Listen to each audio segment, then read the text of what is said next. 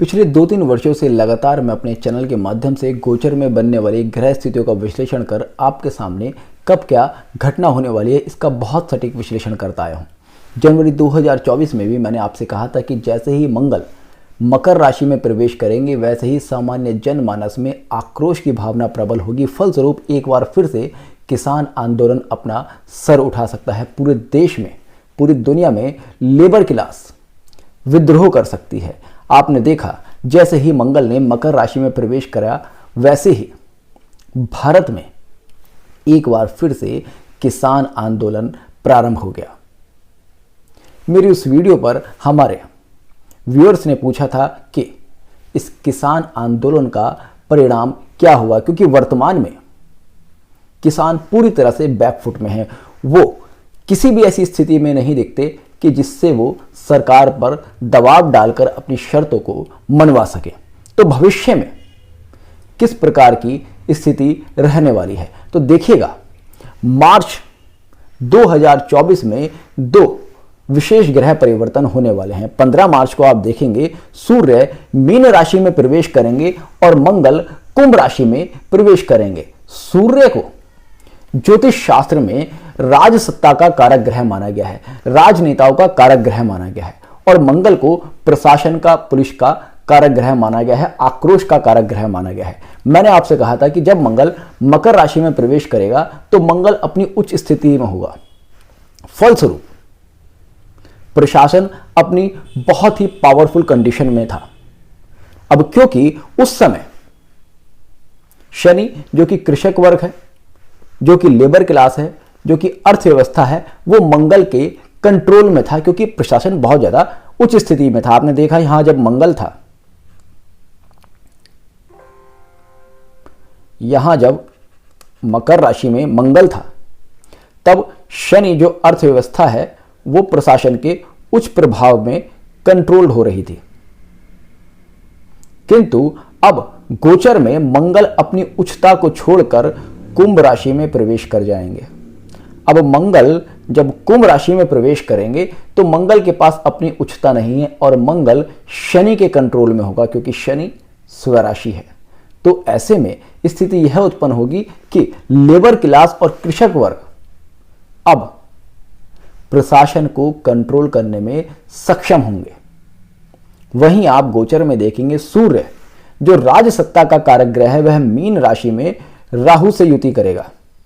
सूर्य जब राहु से युति करेगा तो यहां पर गोचर में राहु और सूर्य का योग बनेगा। राहु को अंधकार माना गया है, सूर्य को प्रकाश माना गया है, राहु को बादल माना गया है।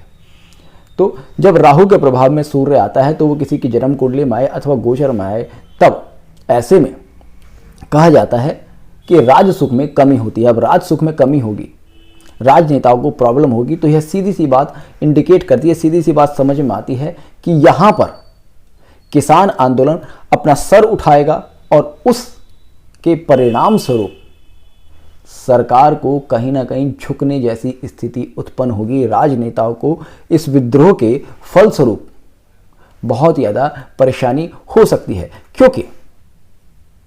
क्योंकि आप देखेंगे गुरु जो कि एक मीडिएटर है, गुरु जो कि मार्गदर्शक हैं, वो पूरी तरह से सूर्य और मंगल को अपना प्रभाव देने में असक्षम है। आप देखेंगे यहां गोचर में राहु इस समय 22 डिग्री का है, और जब हम नाड़ी ज्योतिष अनुसार ग्रह योग बनाते हैं तब हम देखेंगे राहु सबसे ज्यादा डिग्री का है और मंगल जब कुंभ राशि में प्रवेश करेगा तो वह सबसे कम डिग्री का होगा। तो एक तरफ राहु जो सबसे ज्यादा डिग्री का है, एक तरफ मंगल जो सबसे कम डिग्री का है, और उसके बीच में आप देखेंगे सूर्य राज शक्ति, बुध बुद्धि और शुक्र पैसा, ये फंसे हुए हैं, और साथ ही साथ शनि जो कि कृषक वर्ग है वह भी इस योग में फंसा हुआ है। तो राहु और मंगल के बीच में राज शक्ति, बुद्धि, धन, सम्मान सब कुछ फंसा हुआ है। और राहु कौन है? राहु अंधकार है, बुराई है, और मंगल कौन है? शक्ति। तो बुराई, भ्रष्टाचार और शक्ति के बीच में सब कुछ फंस गया, यानी कि कहीं ना कहीं इस तरह की स्थिति उत्पन्न होगी कि किसान उपद्रव करेंगे, प्रशासन अपने कड़े कदम उठाएगा। फलस्वरूप देश की सरकार और राज सत्ता को इससे परेशानी होगी। हालांकि वर्तमान समय में अगर देखें तो भारत में आगामी चुनाव को देखते हुए प्रशासन और सरकार पूरी तरह से इस स्थिति को कंट्रोल करने की कोशिश करेंगे, किंतु गोचर में जो ग्रह स्थितियां बन रही हैं वे भी अपना प्रभाव निश्चित तौर पर डालेंगी ही। तो कह सकते हैं कि मार्च से लेकर और मई तक का समय, क्योंकि मंगल 55 दिन के लगभग एक राशि में रहता है, तो लगभग 2 महीने का समय राजनेताओं के लिए और सरकारों के लिए बहुत ज़्यादा अच्छा नहीं है। इसके बाद आप देखेंगे जब भी गोचर में शनि मंगल की युति होती है तब कहीं ना कहीं मेटल्स के रेट बहुत ज़्यादा फ्लक्चुएट होते हैं। तो कह सकते हैं कि आने वाले 2 महीनों में मेटल्स के रेट बहुत ज़्यादा फ्लक्चुएट होंगे। मेटल्स के रेट बहुत ज़्यादा हाई जा सकते हैं, बहुत ज़्यादा लो जा सकते हैं।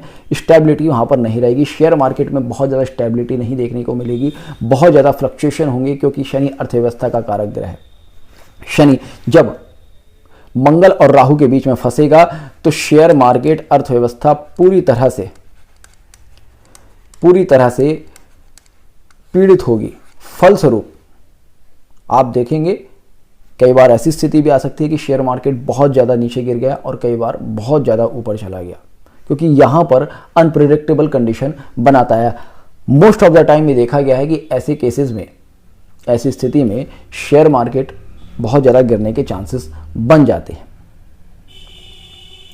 अब गुरु आप देखेंगे जो कि जैसे कि मैंने कहा मीडिएटर है, वो इस समय मेष राशि में है, और गुरु जब मेष राशि में है तो वो पूरी तरह से इस योग से कट रहा है, क्योंकि जैसे कि मैंने कहा राहु यहाँ पर 22 डिग्री का है मीन राशि में।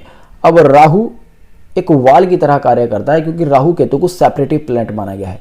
तो गुरु को उसने बाकी सारे ग्रहों से पूरी तरह से सेपरेट कर दिया है। सारे ग्रह राहु केतु एक्सिस में आ गए हैं। राहु केतु के एक्सिस में सारे ग्रह आने से इस तरह से एक ऐसा सर्किल बन गया है कि एक इस तरह से ऐसा काल सर्प योग बन गया है कि सभी ग्रह यहां पर पीड़ित होने की स्थिति में हैं, और वो पीड़ित होंगे तो पूरे जनमानस को कहीं ना कहीं पीड़ित करने की स्थिति रखेंगे। तो होपफुली आपका आज का वीडियो पसंद आया होगा। तो जुड़ रहेगा इष्ट सूत्र के साथ। मिलते हैं नेक्स्ट वीडियो में, तब तक के लिए जय हिंद, जय भारत।